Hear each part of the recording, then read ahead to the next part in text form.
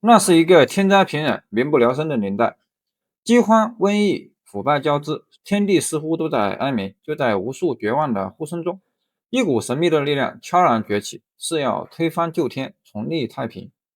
三角出生于巨鹿，今河北境内。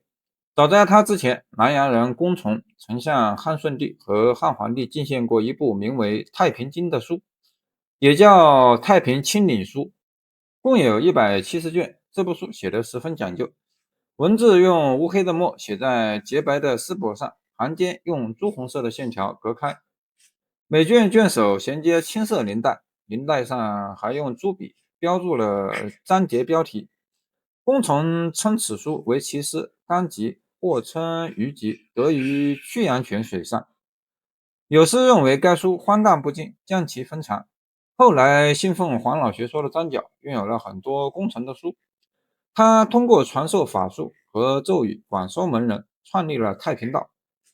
张角的太平道推崇黄老学说，在张角看来，皇帝时期的天下是最美好的、最太平的，人们衣食无忧，统治者睿智仁慈。而如今的东汉满目疮痍，令人心寒。在这样的社会情况下，张角的太平道出现了。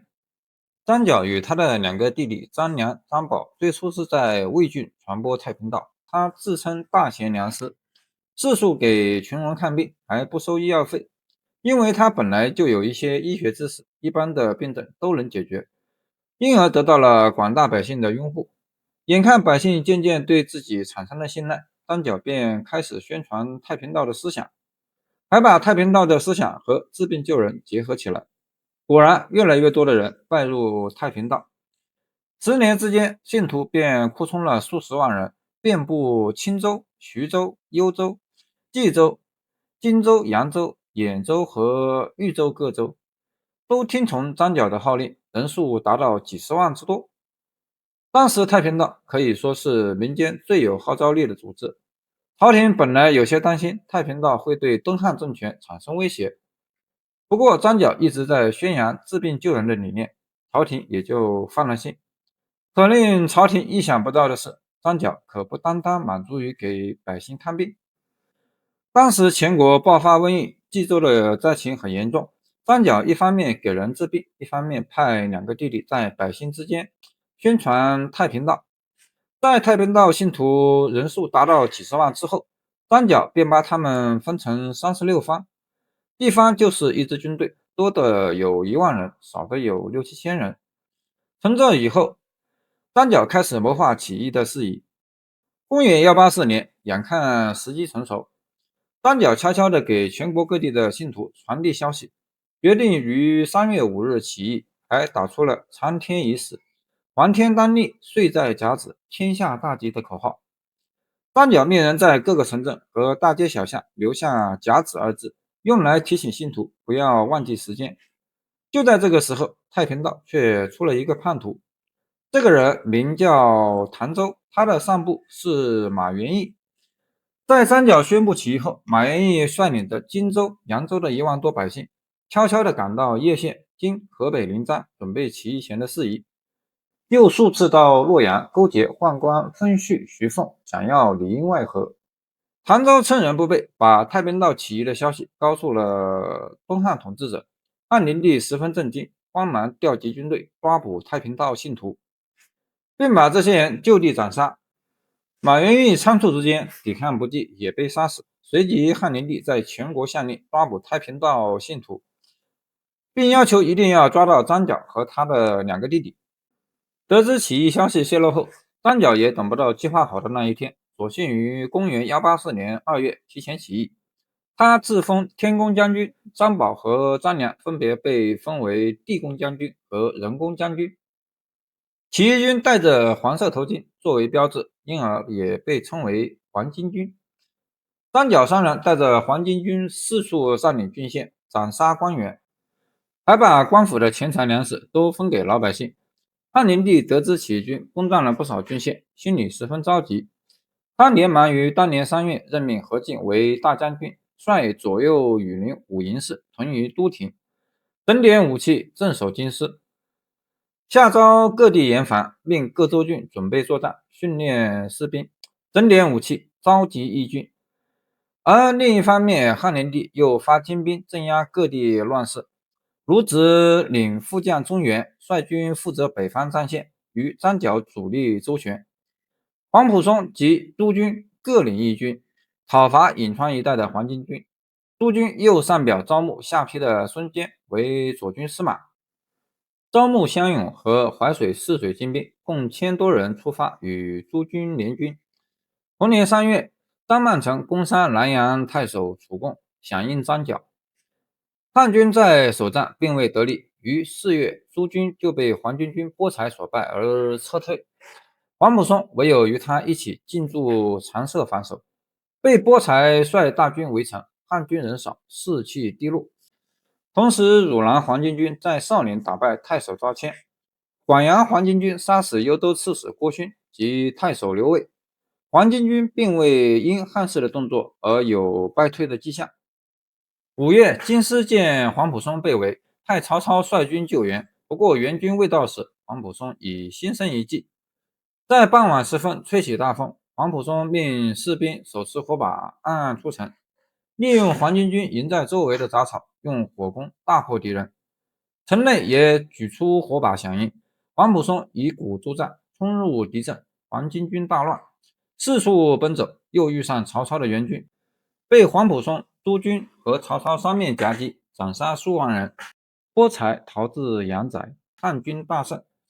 6月，南阳太守秦节与张曼成战斗，斩杀了张曼成，黄巾军便改以赵弘为帅，以10多万人占据宛城。而黄埔松与诸军继续进攻汝南陈国的黄巾军，追击波才到阳翟，歼灭波才部，最后在西华大败彭脱。残余的黄巾军想要逃往宛城，诸军麾下孙坚轻冒死时，率先登上西华城墙，余下众人义父般推进，成功讨平豫州一带的黄巾军。另一方面，卢植数战间大破张角，斩杀万余人。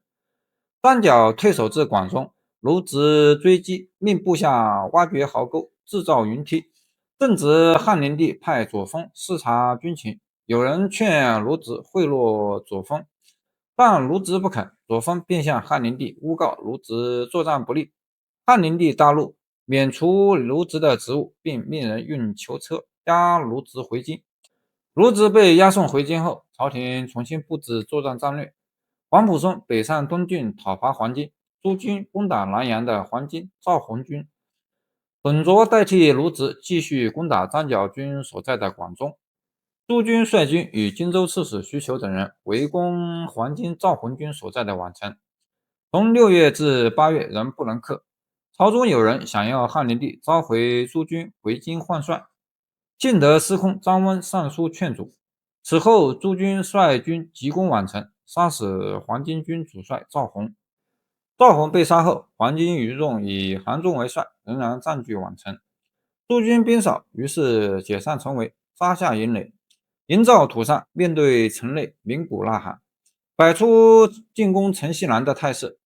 黄巾军赶至宛城西南迎敌，而诸军却自率精兵5000进攻东北，顺利东城而入，占据外城，韩忠退保内城。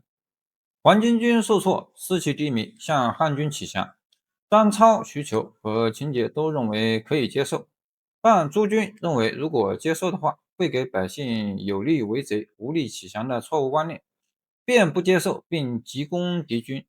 可是数战也不能攻克，诸军登上土山观望黄巾军，明白黄巾军没有退路而尽力一战，所以未能攻克，诸军便解开围军。韩忠果然出战，被诸军大破。诸军向北追击韩忠数十里，斩杀万多人，韩忠投降。秦节一向与韩忠不和，便将他杀死。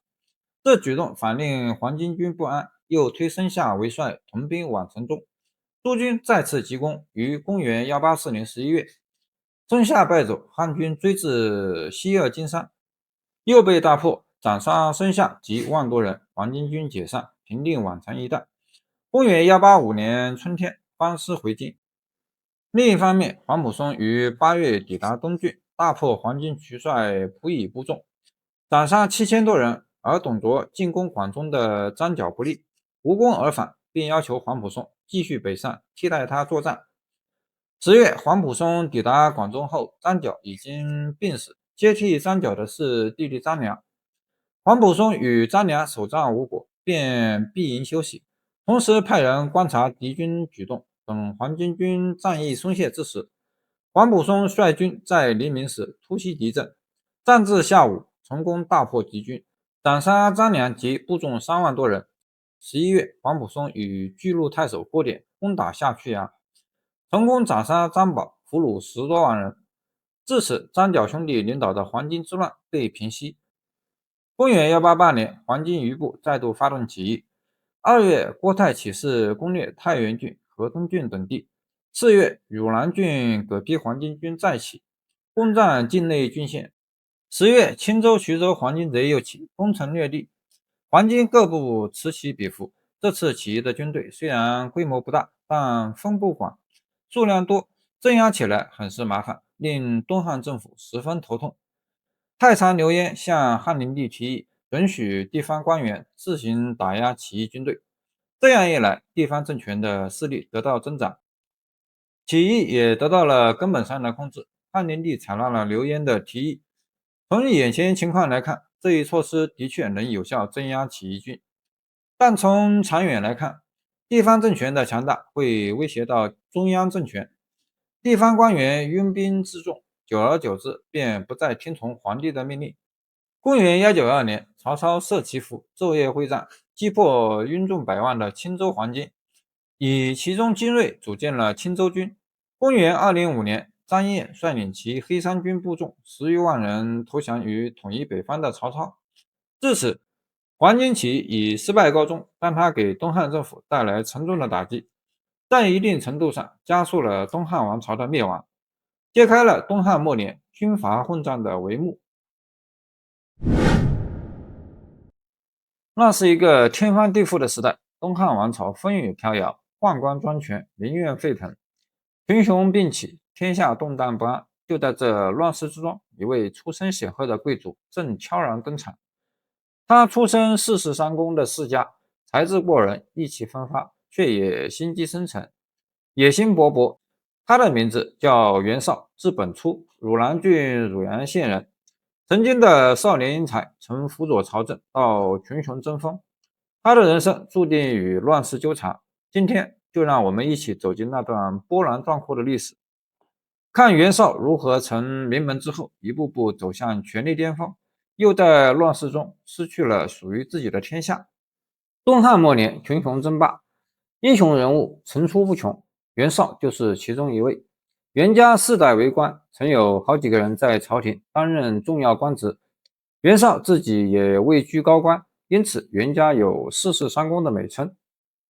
袁绍年少时就英勇威猛，长辈们都很喜欢他。凭着自身优越的才能，袁绍小年纪就成为郎官，随后1年升任几级官职，最后当上了濮阳县的县长。那时候他连20岁都没有。当上县长没多久，袁绍的母亲就病逝了，接着父亲也过世了。袁绍辞官回家服丧6年，朝廷本想等他3期结束后再招他为官，但袁绍拒绝了。他在洛阳找了个清静的地方，过着隐居生活。此时的东汉王朝正处在宦官专权的时代，朝廷内外乌烟瘴气，宦官们为了保证自己的利益不受侵害，肆无忌惮地残害党人。贤良忠士，人人自危。袁绍虽然隐居在山林，但他对外界情况了如指掌。他暗地里和党人来往密切，尤其是党人中的代表人物，比如陈蕃和李英，党人也乐于和袁绍保持联系。遇到重大事情时，袁绍还会给他们出谋划策。反辜之祸爆发后，陈蕃、李英几次偷偷找到袁绍，请求他帮助党人寻找避难的地方。就是在那个时候，袁绍和曹操认识了，两人结成同盟，共同对抗宦官。袁绍尽可能小心翼翼地隐藏自己的行动，但没多久还是被宦官们得到了消息。宦官派中常侍赵忠去警告袁绍，要他不要干预朝政。袁绍装作不知道发生了什么事，赵忠气冲冲地回去了。黄巾起义爆发后，汉灵帝迫于无奈，释放了关押在牢中的党人，要求大家齐心协力对抗起义军。大将军何进早就听说袁绍是个人才，趁着这个机会，何进邀请袁绍重新回到朝廷，一方面可以维持朝政局面，另一方面他打算和袁绍联手铲除宦官。何进的想法和袁绍不谋而合，两人很快成为了亲密的朋友。黄巾军在各地声势浩大，宦官专权也愈演愈烈。南中张军看不惯宦官的作为，罗列了很多罪行上书给汉灵帝，结果竟被抓进监狱，残害致死。宦官还掌控着东汉军事大权，连大将军何进调兵也要经过他们的允许。公元189年，汉灵帝重病在身，而当时太子人选一直没有确定。宦官和大臣们都想趁灵帝立太子的机会，把政权争取到自己手中。灵帝有2个儿子，何皇后所生的孩子名叫刘辩，王美人所生的孩子名叫刘协。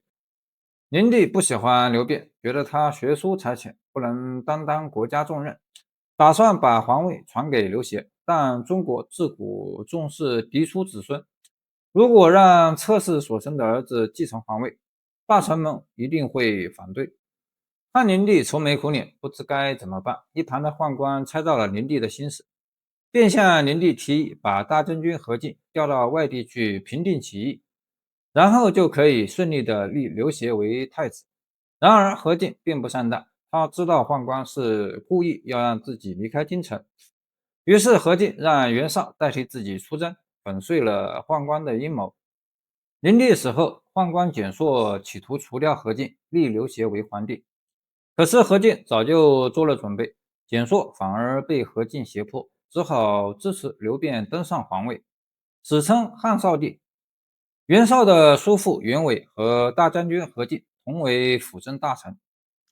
蹇硕很不甘心，他时刻寻找机会准备除掉何进，却被何进找了个借口关进监狱。袁绍对何进说：如今朝政掌握在大将军您手中，您的亲信也手握重兵，不如趁此机会把宦官一网打尽，留着他们终是个祸害。何进一想也对，应该把宦官除掉。于是他进宫找何太后商量这件事，何太后却不同意，因为宦官经常贿赂太后的母亲和弟弟，太后害怕宦官会把自己家人牵扯进去。袁绍得到消息后，又去找何进，愤慨地说：宦官迫害了许多忠良之士，没有谁愿意看到他们逍遥自在的样子。现在他们已经知道了我们的计划，如果不快点决定的话，我们恐怕会有生命危险。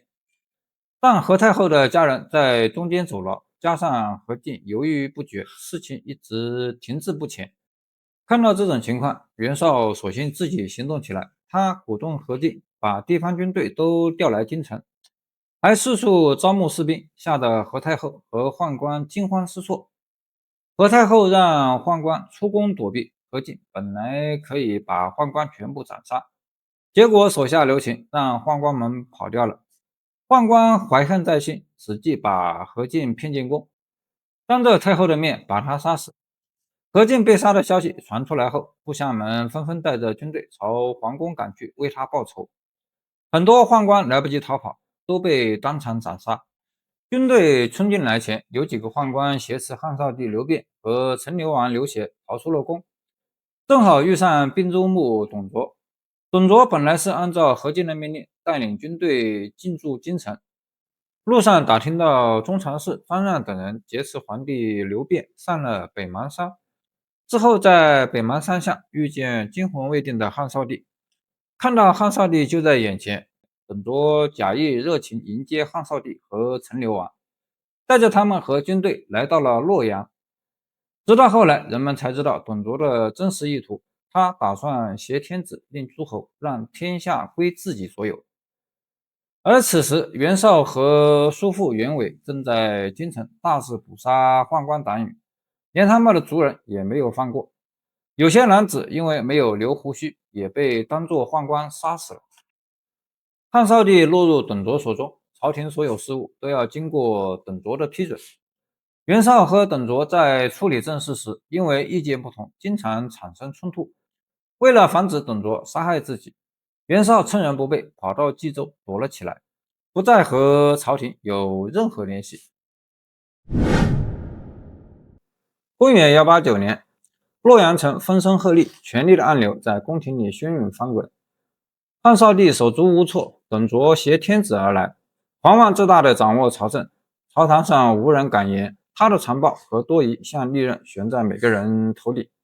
而在众人惊恐中，有一个智勇兼备的大臣暗中布局，步步为营，利用权谋与计策，引发忠义与野心的较量。一场震惊天下的刺杀阴谋悄然拉开序幕。东平6年，公元189年8月，正当袁绍叔侄在内宫诛杀宦官的时候，董卓率领军队抵达洛阳西郊，于北邙山下与少帝和陈留王相遇。他晕促的少帝带着军队浩浩荡荡地开进洛阳城。之前在接驾的过程中，董卓向刘辩询问事变经过，刘辩语无伦次，而刘协却能表述清楚。董卓知道刘协是董太后抚养长大，号董侯。董卓又自认为与董太后同族，于是心生欢喜，萌生废刘辩立刘协之意。于是董卓先是向全国宣布废除汉少帝，然后拥立陈留王刘协继位，是为汉献帝。董卓则自封相国，朝中大小事情都要经过他的批准。董卓大权在握，做了很多坏事，还不准别人劝谏。如果有谁说了一句他的坏话，立刻就会被董卓杀死。大臣们也不敢得罪董卓，都害怕自己掉了脑袋。但尚书令王勇决定为民除害，消灭董卓。这个王勇可不是一般的人物，他出身官宦人家，家族地位很高。19岁的时候，他就担任朝廷要职，后来做了豫州刺史，随后出任河南尹。董卓挟天子后，任命王勇为尚书令。董卓生性凶险，重权在握，如果贸然反对他的话，肯定只能给自己带来伤害。王勇深知其中的利害关系，为了稳定董卓，王勇表面上装作十分忠诚，对董卓的任何决定都送承附和。久而久之，董卓便真的以为王勇对自己忠心不二，他也把王勇当做了自己的亲信，不管大小事情，董卓都放手让王勇去主持。自己得了这么大的信任，王勇求之不得。他借着职位便利，颁布了很多对国家和社会有利的措施。别看王勇对董卓事事依顺，其实他也有自己的坚持。朝廷有很多官员反对董卓，令董卓大为恼火。其中有个叫盖勋的，反抗特别强烈。后来他看到自己势单力薄，也知道对抗不了董卓，只好放弃。但王勇认为盖勋是个人才。当董卓询问王勇有谁能胜任司隶校尉这个职务时，王勇首先就推荐了盖勋。董卓虽然讨厌盖勋，但他相信王勇的话，便让盖勋上任司隶校尉。初平元年，公元190年，董卓提出迁都长安的计划。2月17日，东汉朝廷迁往长安。3月5日，刘协入长安未央宫，董卓则留守洛阳。王勇表面上迎合董卓，暗地里则联络社会各界人士商讨讨伐董卓。司隶校尉黄婉、尚书郑公业等人都参与其中。王勇请示汉献帝，让护墙校尉杨湛担任左将军，让执金玉、士孙睿担任南阳太守，一点一点把反对董卓的人安排在朝廷要职和重要地方官职上。最后，王勇对外下令讨伐袁术，准备让士孙睿带着军队驻扎在道武关，其实都是为诛杀董卓做准备，害怕董卓外逃。狡猾的董卓似乎知道了王勇的打算，他没有让士孙睿出城。王勇为了不暴露计划，顺着董卓的意思，提任士孙睿为仆射，又把杨湛提升为尚书，进一步控制朝廷。公元191年4月，董卓入长安。12月，董卓为跟随献帝入关的人封侯赐爵，王勇被封为温侯，食邑5000户，作为给自己亲信的嘉奖。王勇有点犹豫，想拒绝加封。这个时候，士孙睿提醒了他。士孙睿说，董卓多疑暴力，如果拒绝加封，可能会引起董卓的猜疑，对计划不利。王勇听了觉得有道理，便高兴地接受了董卓的加封。公元192年春耕时分，天气始终不见晴朗，大雨连下了2个多月，农民无法播种，个个摇头叹气。朝廷见此便准备了祭天大礼，王勇和一干人等前去参加。大家看着眼前连绵不绝的阴雨，想到国家在董卓管制下变得污秽不堪，人人自危，心里很不是滋味。几个人在祭台上商量，干脆借天灾这个机会开始执行消灭董卓的计划。每拖1天的时间，事情就变得更加糟糕，情况也会无法预料。得到大家的同意后，王勇把自己的计划说了出来。董卓有一个义子名叫吕布，两人虽然在别人面前表现得很和睦，其实心里都对对方有着很强的戒备。王勇准备利用两人之间的猜忌性，唆使吕布除掉董卓。一开始吕布并不反对王勇的计划，但他觉得不应该由自己去刺杀董卓，而要换成别人。王勇劝导吕布，天下人都知道董卓是个奸臣贼子，况且你和他并不同姓，更不应该把他当作父亲，而且他也没有尽到做父亲的职责。现在他被世人唾弃，你可不要认贼作父，尽早抽身出来才是正确的。王勇的话简直说到吕布的心坎里去了。吕布想了想，一咬牙，决定亲自上阵。恰好在这之后没多久，久病当中的汉献帝痊愈了，满朝文武都聚在未央宫庆祝汉献帝康复。王勇就在这一次聚会时做好了准备。聚会前，吕布让都尉吕肃从军中挑选出10名身手敏捷的士兵，大家穿着工人的衣服，站在未央宫门外见机行事。没过多久，董卓进宫了。等他一走进未央宫，埋伏好的士兵冲出来把他围了起来，每个人都双眼怒瞪，手里的刀剑指着董卓。董卓吓得高声大叫救命。这个时候，吕布从后面冲出来，董卓以为自己有救了，谁料到吕布挥起武器朝董卓砍下去。董卓还没有反应过来是怎么回事，就一命呜呼了。董卓死后，他的尸体被丢弃在大街上，任人践踏，他的家人也全部被诛杀。百姓得知董卓被杀的消息，个个拍手称快。王勇运用智谋，为东汉王朝赢得了喘息的机会，也赢得了百姓的称赞。在这之后，他上任录尚书事，掌管朝廷事务。东汉末年，群雄逐鹿，谁也没想到一场足以改写三国命运的暗流，竟从刘备的菜园悄然展开。当曹操的心腹突然闯入，只留下一句丞相请你，刘备心头一紧，这一趟是赴宴还是赴死，无人知晓。只有压在天空的乌云在暗示一场看似平静的会面，背后藏着刀锋般的试探。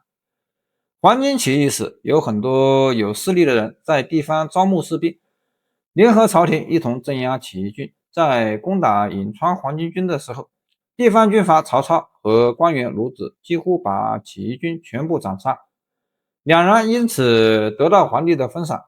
中平元年公元184年，其中曹操被封为济南相。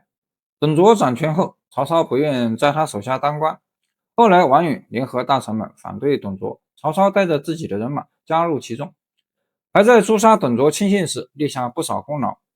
再来说刘备，当初他带着一批人加入到镇压起义军的队伍中，后来黄巾起义结束，刘备他们便投靠了实力强大的曹操。关羽和张飞是难得的作战军事人才，曹操自然很欣赏他们。至于刘备，手无缚鸡之力，也不懂得出谋划策，加上他还是汉室后代，曹操不但不赏识他，还对他充满戒备，生怕刘备会用汉室后代的身份号令天下。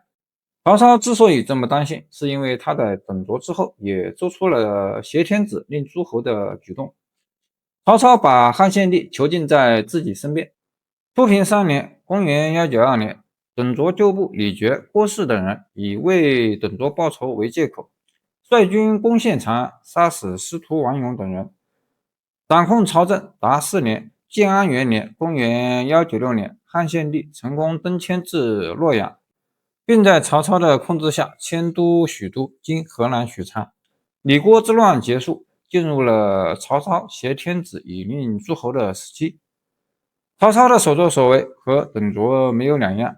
令人不解的是，原本不受他赏识的刘备，居然被封为左将军，这让刘备胆战心惊，害怕自己哪一天就被曹操给杀了。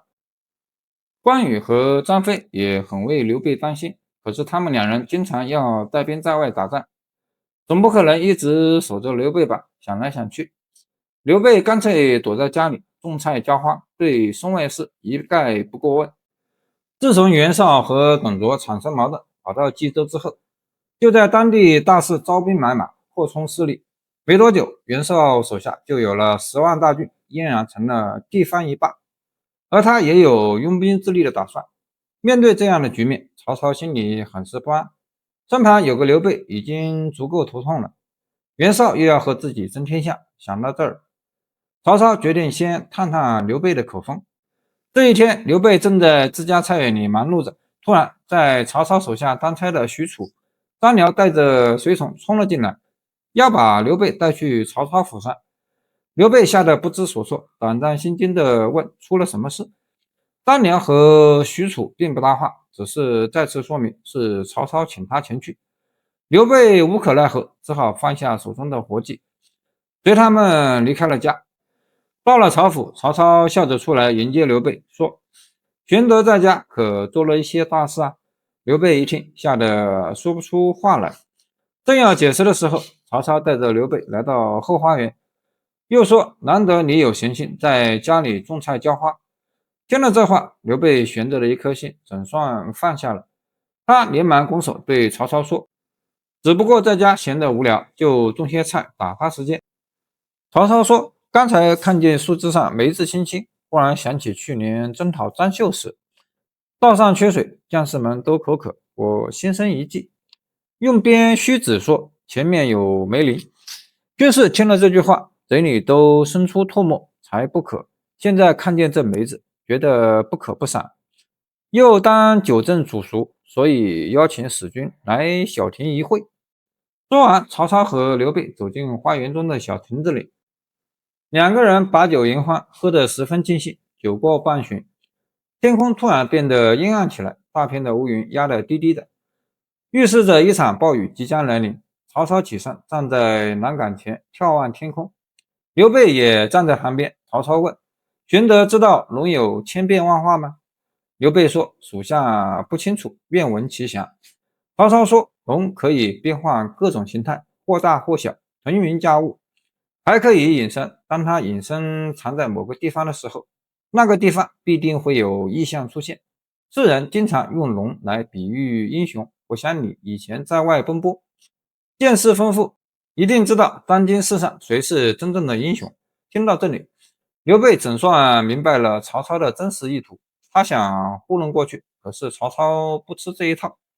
于是刘备装作一无所知的样子，大咧咧地说：以前总听别人说袁绍出身名门，世事三公，如今他在冀州拥兵10万，手下有不少能人谋士，想必英雄说的就是他吧？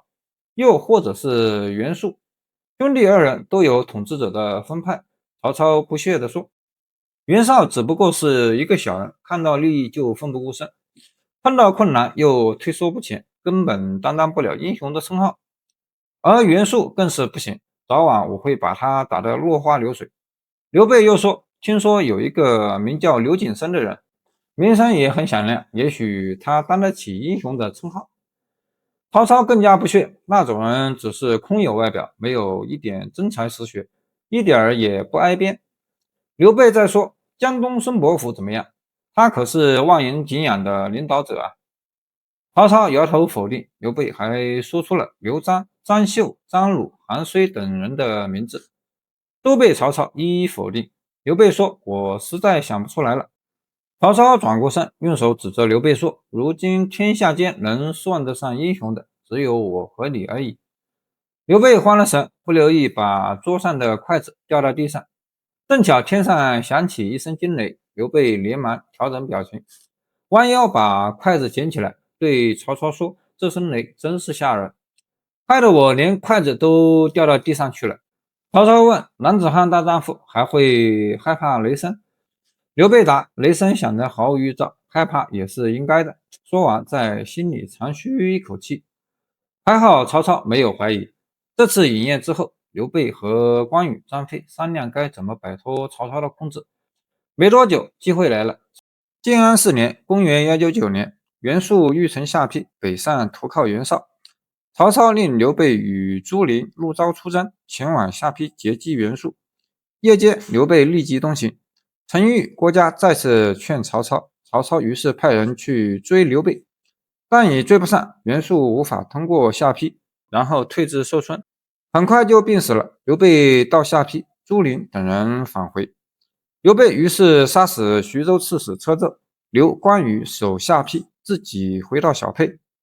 昌西起兵反曹操，徐州众多郡县也响应刘备，刘备的军队达数万人。曹操得到刘备逃跑的消息后，气得火冒三丈，后悔没有早一点把刘备杀死，现在反而让他得到了立足之地。东汉末年的乱世烟尘中，一位名不见经传的下邳县丞孙坚，突然踏入权力的漩涡，黄巾之乱的硝烟，董卓专权的黑影，诸侯暗流的交织，都在推动着他一步步走向惊心动魄的历史前台。但这位江东之虎的崛起，究竟源于胆略、机缘，还是时代背后更深的布局？没人能提前看清答案，而孙氏三代改变天下的序幕就在此刻悄然拉开。孙坚本是下邳县丞，黄巾起义爆发后，朝廷委任他为左军司马，允许他在淮泗一带地区招兵买马，镇压起义军。孙坚作战勇猛，立下不少战功，很快就升任为别部司马。董卓专权后，孙坚积极参与讨伐董卓，他带着大军来到鲁阳（今河南鲁山），和袁术结为同盟。董卓害怕孙坚对自己造成威胁，多次派人袭击孙坚的军队，都被孙坚打了回去。公元1911年，袁术派孙坚去攻打另一个地方军阀刘表。孙坚在樊城和邓城之间遭遇了刘表部将黄祖的军队，他很轻松地击溃了黄祖，围困襄阳。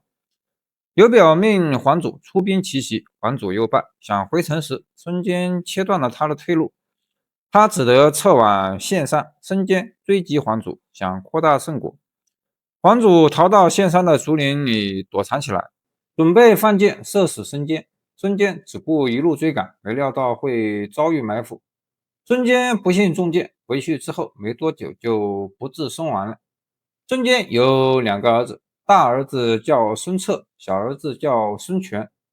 孙坚去世时，孙策只有17岁，他带着弟弟把父亲的遗体运回曲阿县下葬，随后便渡过长江，在江都（今江苏扬州）安定下来。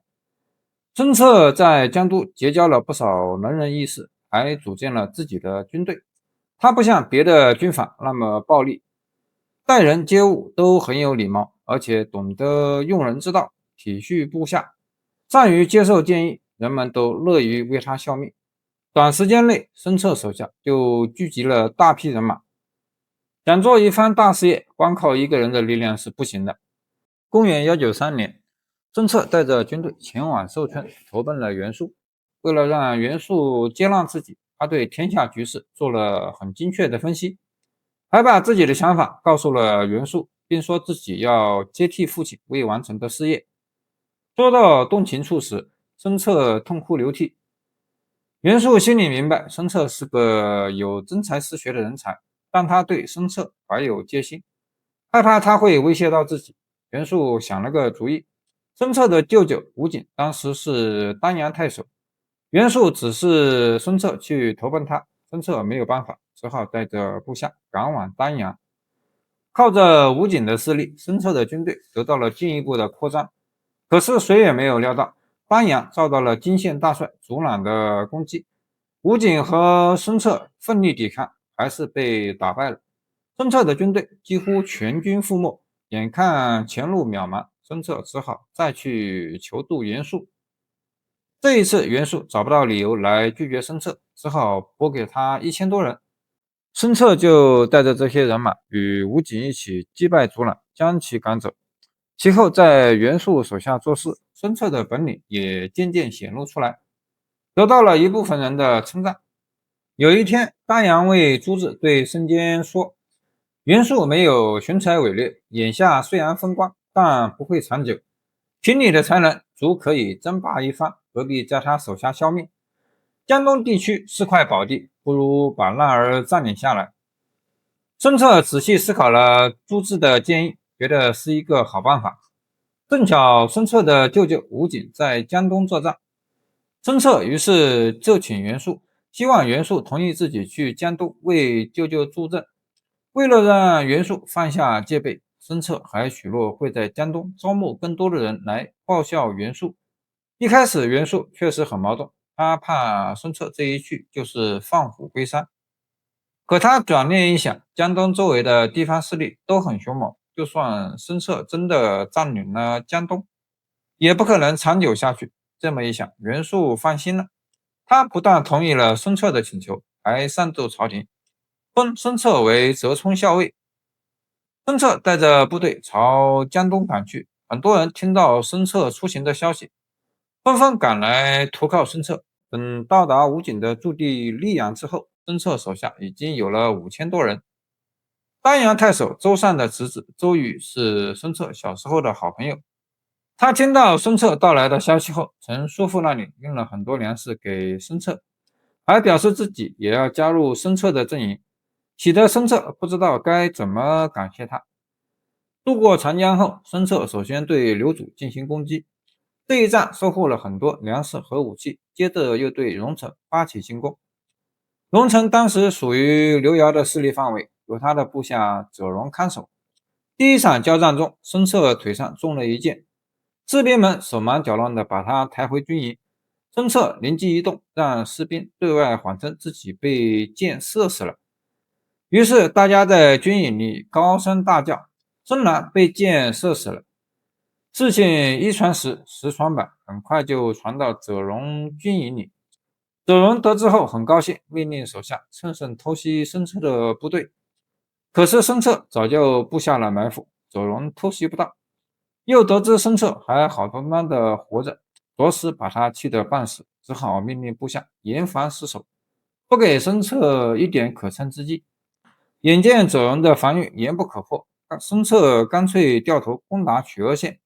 刘繇一听就慌了神，孙策的部队刚在曲阿县城外驻扎下来，刘繇就带着亲信一溜烟逃跑了。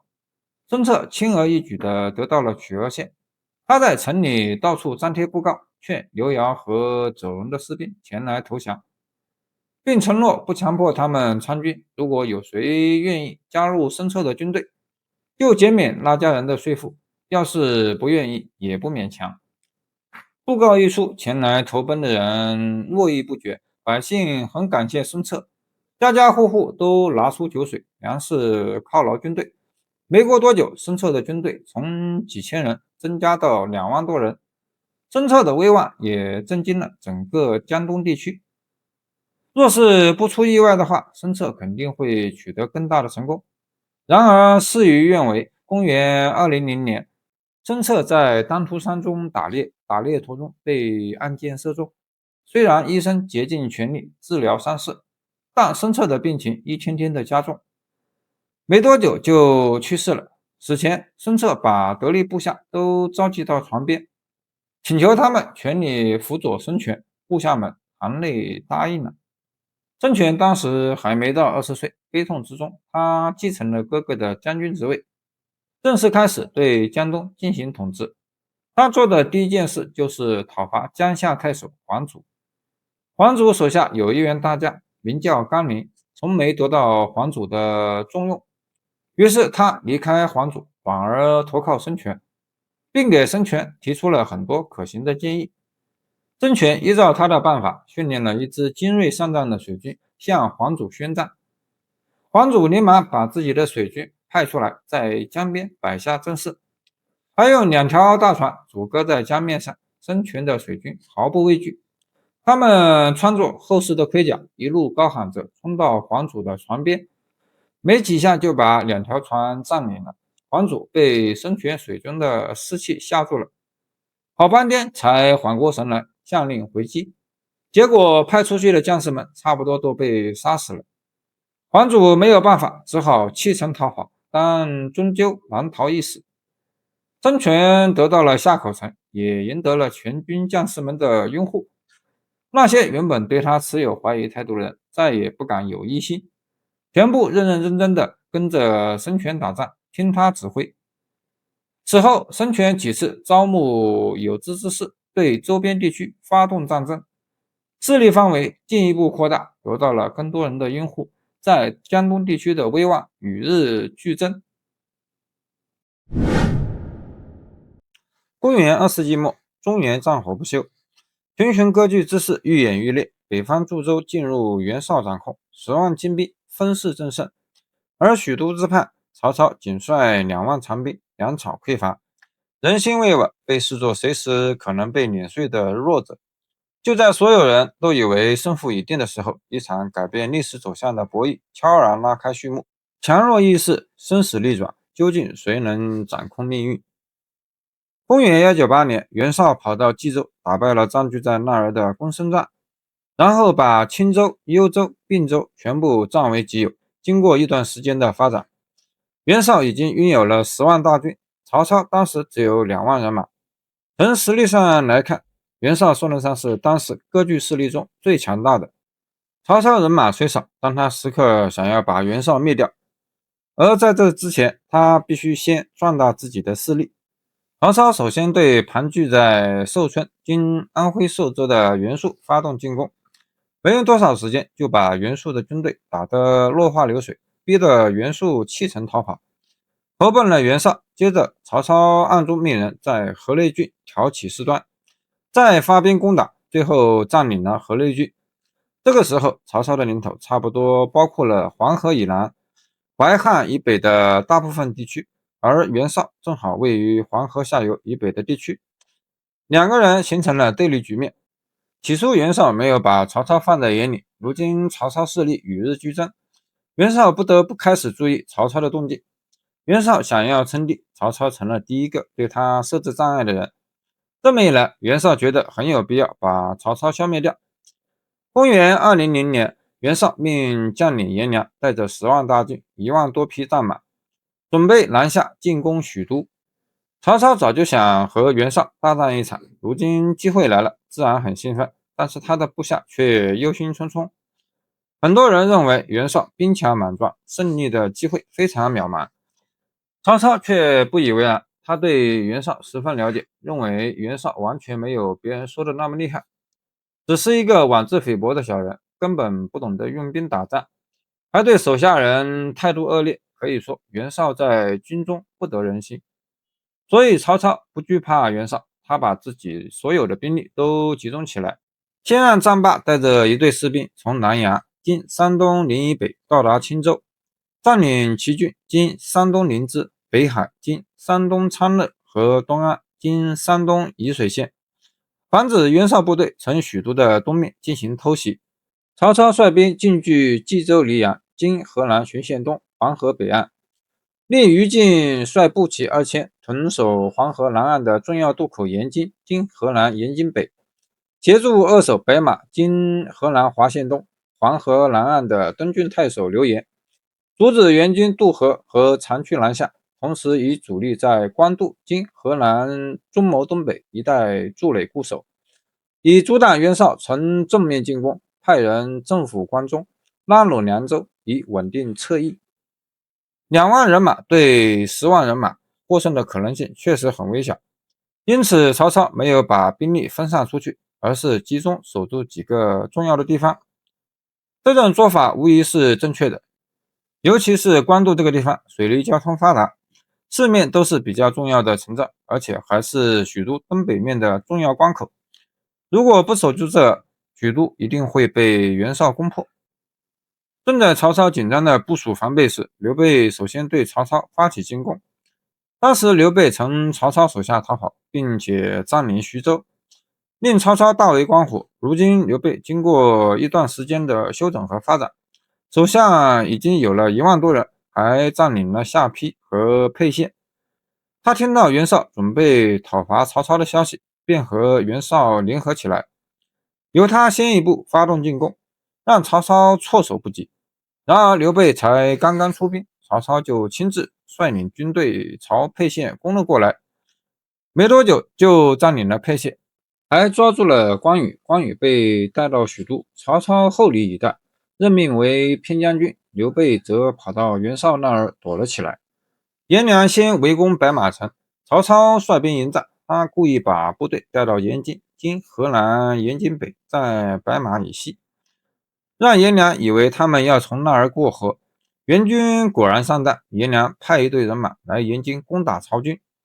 曹操看准时机，突然带军杀回白马，打得颜良措手不及，曹军士气高涨，援军节节败退。颜良最后被关羽杀死，白马城归曹操所有。袁绍听到颜良阵亡的消息，大吃一惊，想到自己损失了一名大将，不由得十分痛心。但他仗着自己兵马充足，还是没有把曹操放在眼里。曹操解了白马之围后，迁徙白马的百姓沿黄河向西撤退。袁绍率军渡河追击，军至延津南，派大将文丑与刘备继续率军追击曹军。曹操当时的骑兵不足600，驻于南坂，位于白马南，而援军达5、6千骑，尚有步兵在后跟进。曹操令士卒简安放马，并故意将辎重丢弃道旁。援军果然中计，纷纷争抢财物。曹操突然挥动着自己手中手持徽，下令发起攻击。徐晃等人翻身上马，终于击败援军。文丑为乱军所杀，曹操顺利退回官渡。颜丑、文良都是河北名将，却被一战而斩。袁绍军队的锐气被挫伤，援军出战失利，但兵力、粮草、军货、财力仍然占据着明显的优势。袁绍命大军兵分两路，呈东西两方向围攻官渡。曹操出兵迎战，但被援军打败，退了回去。之后，曹操又发动了几次进攻，全部以失败告终。袁绍修建了很多高高的木楼，还用沙土堆出一个个小山丘，弓箭手就站在木楼上，或者埋伏在山丘后面，朝曹营放箭，射杀了很多曹军。曹操的一个谋士想了一个好办法，他让士兵们制造出一个能够把石头抛出去的霹雳车，大块的石头从半空中砸落在木楼上，不但毁坏木楼，还砸死了不少援军。袁绍见计谋失败，又想出挖地道的方法，打算从地下偷袭曹营。可是曹操发觉了援军的计划，那些地道随即被曹操用土封住了。3个月时间过去了，曹军和援军多次交战，谁也没有取得实质性的胜利。如果一直僵持下去，曹军会因为粮草缺乏而被援军打败。曹操急得不知该怎么办才好，士兵们精神不济，信心大减，这样下去后果不堪设想。正在这时，袁绍从后方又调集了很多粮草，存放在乌巢，今河南延津东南，由将领崇于琼看守。而此时曹军的粮食只能支撑1个月时间，情况十分危急。正在这时，袁绍手下的谋士徐攸因为得不到器重，前来投靠曹操，并给曹操献上了火烧乌巢的计划。曹操大喜，把徐攸奉为上宾，仔细和他商讨突袭乌巢的计划。曹操留曹洪、荀攸守营垒，随后便亲自带着精锐的骑兵，举着袁绍的军旗，悄悄来到援军存放粮食的地方。曹军在乌巢四处纵火，粮仓瞬间被大火侵吞。援军士兵被火光和叫喊声吓得六神无主，竟然忘记了抵抗，被曹军杀了好几万人。陈于琼也被杀死。火烧乌巢后，曹军一鼓作气朝援军营地进攻。很多援军将领听到陈于琼被杀之后，纷纷向曹操缴械投降。加上曹军又斩杀了7万多援军，袁绍的人马已经少之又少。眼看大势已去，袁绍也顾不得残兵败卒，一个人逃了回去。这时，这场战争以曹操的胜利而告终。官渡之战是中国历史上以少胜多的著名战役之一。曹操仅凭2万多人打败了袁绍的10万大军。官渡之战后，袁绍一直沉浸在兵败的低迷情绪中，不久便抑郁而死。曹操趁机把袁绍余部一网打尽，并逐步统一了北方地区。在东汉末年的乱世中，群雄并起，天下烽烟四起，强者如曹操已经挟天子令诸侯，江东的孙权也在大军与谋臣的扶持下站稳脚跟，唯独身无寸土的刘备在颠沛奔波中苦苦求存。就在这风雨飘摇的时刻，他不断寻找能够扭转乾坤的贤才，而一位隐居隆中的青年诸葛亮即将以卧龙之名出山，与刘备命运交织，共同开启三国历史中最传奇的一幕。虽然刘备手下已经有了不少猛将，但缺少一个能出谋划策的人。眼看曹操势力范围越来越大，孙权也在江东稳定下来，刘备心急了，四处请人推荐谋士。当时徐庶和司马徽是公认的博学多才的人，可惜他们不能跟随刘备。不过两人向刘备引荐了一位隐居乡野的贤士，刘备很高兴，连忙打听这个人的名字。被徐庶和司马徽称为贤士的人名叫诸葛亮，字孔明，早年随叔父来到隆中（今湖北襄阳城西南），在卧龙岗建了一座小房子，自耕自足。叔父去世后，诸葛亮一个人住在卧龙岗，他自小饱读诗书，期望能像管仲和乐毅一样，辅佐君主管理天下。建安12年，公元207年，刘表将荆州北部的新野交给刘备防守，以抵御曹操南下。刘备了解了诸葛亮的大致情况，随后就带着关羽和张飞急急忙忙来到卧龙岗。在诸葛亮住处附近有一片稻田，刘备三人经过时，听到犁田的农民一边干活一边唱歌，他们唱的歌很有意思，刘备以前从没听说过。于是刘备走过去询问这首歌是谁写的，农民笑着告诉他是住在卧龙岗的孔明先生教他们的。刘备听了感到十分惊奇，他辞别老农，继续和关羽、张飞赶路。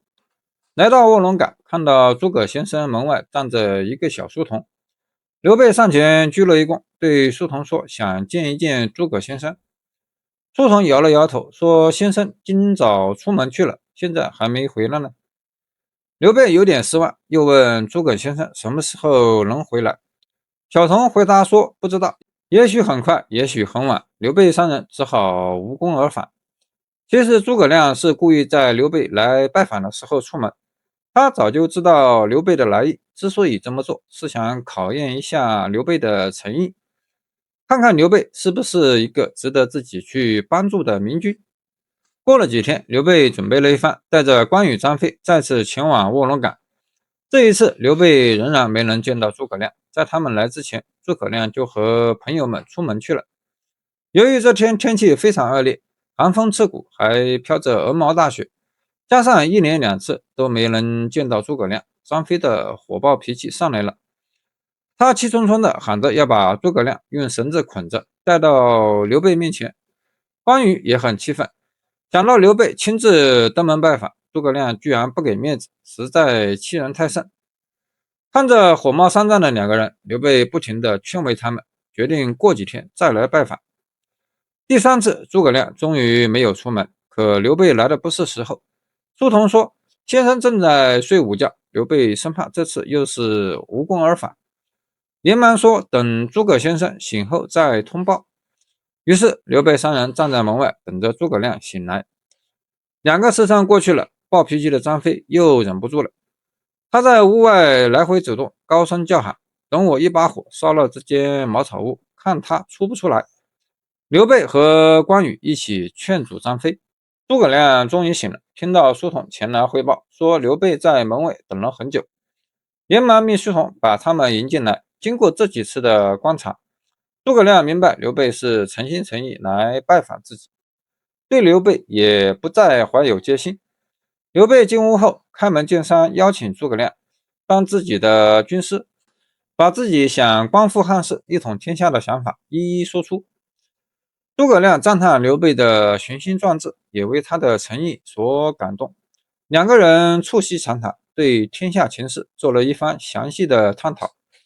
诸葛亮博学多才，刘备很是钦佩。